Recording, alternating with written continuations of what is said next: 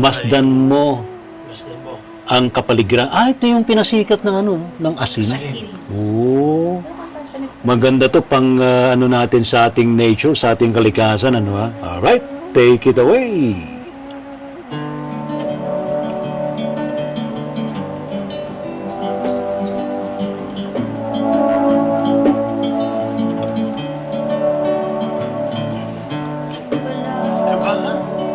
Napapansin sa iyong kapaligiran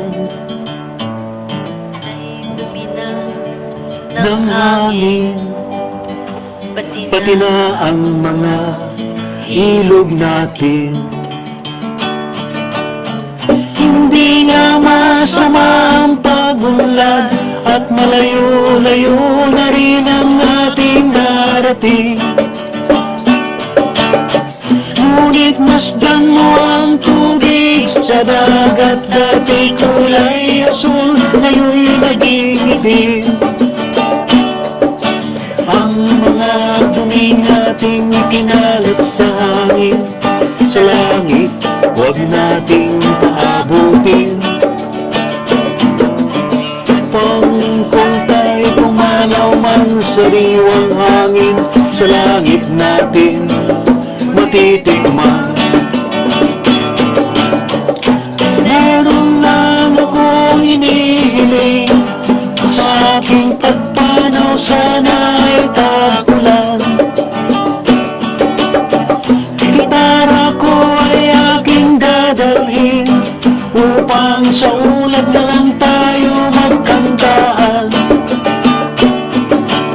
Ang mga batang ngayon lang isinilang, may hangin pa kayang matitikman.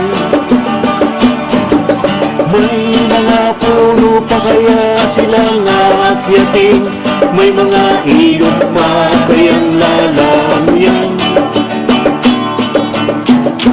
Bakit di natin pag-isipan ang nangyayari sa ating kapaligiran? Hindi nga masama ang pagunlad kung hindi nakakasira ng kalikasan. Darating ang panahon, mga ibong gala ay wala na magadapuan. Masdan mo ang mga punong dati ay kay tatag, ngayon'y namamatay dahil sa ating kalokohan. Lahat ng bagay na narito sa lupa, biyayang galing sa Diyos kahit nung ika'y wala pa.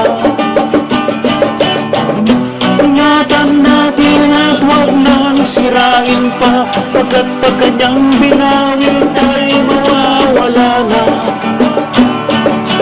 Mayroon lang akong hinihiling, sa aking pagpanaw sana'y tag-ulan. Ayun. Ay aking May karugtong pa. Upang sa ulap na lang tayo magkantahan. Ayos! On the spot! Diba? Ang galing naman ng Team Misteryo saka Team Spiritual Guide Philippines. Ayan ha.